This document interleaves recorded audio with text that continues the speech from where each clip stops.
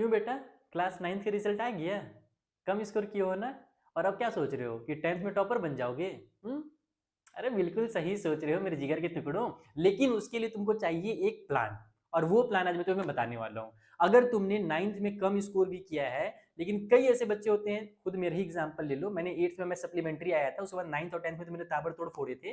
तो कोई बात नहीं, अगर तुम्हारा 9th अगर बिगड़ भी गया है ना, तो अगर तुमने मेरे बताए हुए रास्ते पर चला है, यानी कि तुमने जो मैं टिप्स दूंगा अगर वो फॉलो किया बेटा, तो मैं गारंटी दे रहा हूँ कि तुम 10th में टॉपर बनने वाले हो। बस सोच लेना कि यहाँ पर जो चीज मैं बताने वाला हूँ केवल सुन करके तुम टॉपर नहीं बनने वाले हो, उससे तुमको अप्लाई भी करना पड़ेगा, अपने लाइफ में डालना ही पड़ेगा। मैं बहुत बेसिक से और प्रैक्टिकल चीजें बताऊंगा। मैं तुम्हें साल भर ये करना है वो करना है बहुत सारी चीजें नहीं बताऊंगा। कुछ बेसिक से चीजें बताऊंगा जो मैंने खुद किया था, जो तुम्हें करनी चाहिए, जिससे तुम बनोगे टॉपर। तो चलो स्टार्ट करते हैं आज का वीडियो। अगर तुम्हें रिजल्ट देख करके तुम्हारे मन में फियर अगर आ गया ना, अगर तुम्हारे मन में डर आ गया, तो जो फियर रहता है ना, वो ले जाता है कंफ्यूजन के पास, और फिर कंफ्यूजन ले आता है हमें एक्सक्यूजेस के पास। सबसे पहले हम डरना शुरू करते हैं, फिर हम कंफ्यूज होना शुरू करते हैं, और फिर हम बहाना मारना शुरू करते हैं कि नहीं भाई, मेरे से तो मैथ्स मुश्किल लग रहा है, मैं नहीं कर पाऊंगा मैथ्स। अरे नहीं भाई, मेरे से तो फिजिक्स मुश्किल लग रही है, मैं फिजिक्स नहीं कर पाऊंगा। यहाँ पर कम मार्क्स आ जाए, वहां पर कम मार्क्स आ जाए, तो फिर मैं 10th में बस किसी तरीके से पास होना चाहता हूँ। तो बेटा सबसे पहले तो तुम इसको कट करो। तुमको फियर में नहीं रहना है।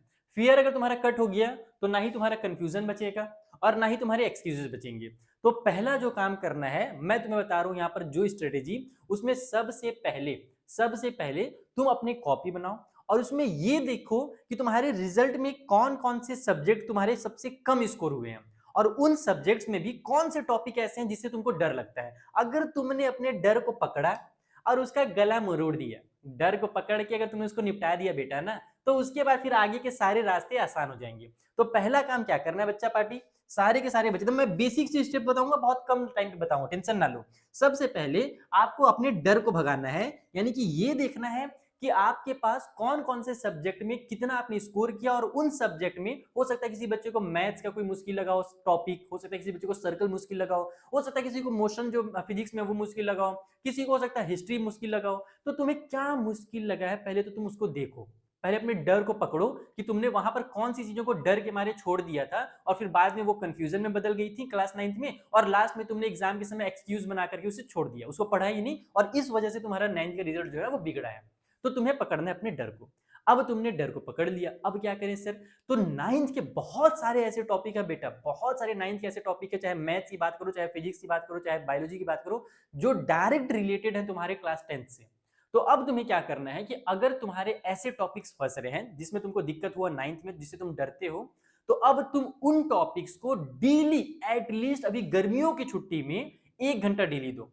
देखो मेहनत तो करना पड़ेगा, अगर 10th में टॉपर बनना है ना, तो फिर बहाना तो नहीं चलेगा कि सर मैं बस 10th का बुक पढ़ लेता हूँ, रट लेता हूँ, पास हो जाऊंगा। नहीं हो पाओगे, 10th रटने वाला रहा ही नहीं, पहले जमाने में रहता भी होगा। अब इतना ज्यादा तुम्हारा केस स्टडी बेस्ड क्वेश्चन आ रहे हैं ना बेटा, इतना ज्यादा तुम लोगों को फोकस किया जा रहा है ऐसे क्वेश्चन पे जो बच्चा समझ करके बना सके, अंडरस्टैंडिंग के ऊपर क्वेश्चन आ रहे हैं।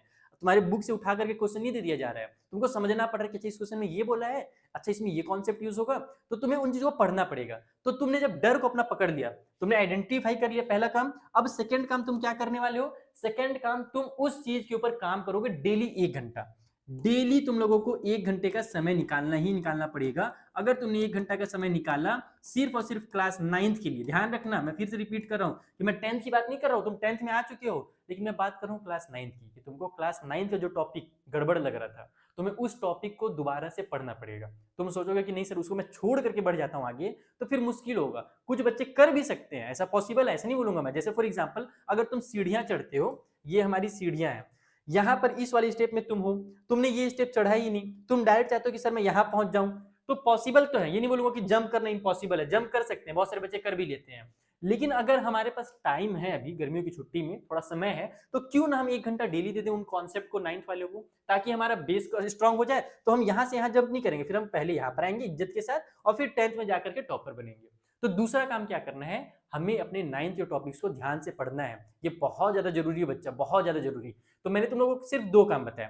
पहला काम, डर से बचो, यानी कि डर को पकड़ो, कौन सा डर है उसको आइडेंटिफाई करो, और उसके बाद अपना डेली का 1 घंटा निकालना पड़ेगा। और जिन बच्चों को लग रहा है ना कि सर ये तो टाइम की बर्बादी है, क्यों पढ़ना है फालतू में, हम 9th का क्यों टाइम पास करें पढ़ करके, अभी हमने 9th किसी तरीके से लड़ झगड़ करके 9th में पास होकर के आ गए हैं, अब हम दोबारा क्यों वहां पर टाइम बर्बाद करें। तो बेटा ये टाइम की बर्बादी नहीं है, मैं क्लियर बता रहा हूँ, ये तुम्हारा टाइम का इन्वेस्टमेंट है। इन्वेस्टमेंट जानते हो ना, जब हम किसी चीज को इन्वेस्ट करते हैं तो वो धीरे धीरे हमें आगे चल करके बहुत ज्यादा यूजफुल होता है हमारे लिए, वो बढ़ते जाता है। इन्वेस्ट का मतलब ये होता है कि वो तुमने जब मान लो अगर इतना सा सामान इन्वेस्ट किया है ना, तो वो बस उतना में ही नहीं रहेगा, वो तुम्हारा डबल होगा, ट्रिपल होगा, 4 टाइम होगा। इस तरीके से तुम्हारा वो जो भी तुमने इन्वेस्ट किया है वो हमेशा बढ़ता है, चाहे तुम बैंक में पैसे की बात कर लो, चाहे तुम नॉलेज की बात कर लो। तो यहाँ पर 9th में जो तुम अभी टाइम देने वाले हो, ये तुम्हारे 10th में जरूर काम आने वाला है। अब बच्चों के दिमाग में आ रहा होगा कि सर ठीक है हम करना तो चाह रहे हैं, लेकिन शुरुआत कहाँ से करें। तो शुरुआत करने के लिए सबसे पहले तो तुमने जो टॉपिक्स तुमने बताया ना जहां पर तुमको दिक्कत हुआ था, उन टॉपिक्स को पढ़ो और फिर से क्वेश्चन पेपर लेकर के बैठो और क्वेश्चन पेपर को सॉल्व करना शुरू करो।